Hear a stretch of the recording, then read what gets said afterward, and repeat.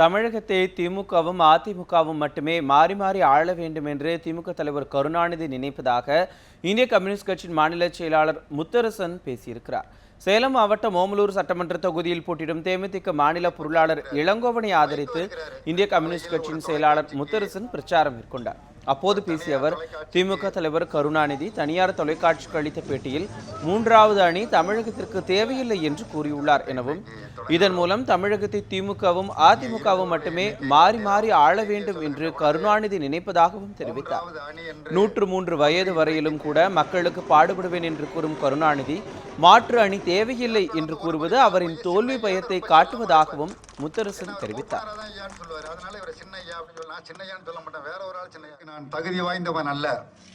தமிழ்நாட்டின் மிக மூத்த அரசியல் தலைவர், அரசியல் சாணக்கியரும் கூட 5 முறை தமிழ்நாட்டின் முதலமைச்சராக இருந்து ஆட்சி நடத்தி இருக்கிறார்.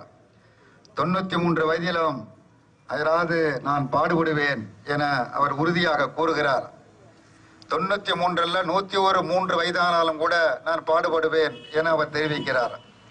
இப்படி பல்வேறு சிறப்புக்குரிய கலைஞர் அவர்கள் மாற்று ஒன்று தேவையில்லை, நான் ஆட்சி நடத்துகிறேன், இல்லை என்றால் அம்மா ஆட்சி நடத்தட்டும் என்று சொல்லுகிறாரே, அதன் பொருள் என்ன?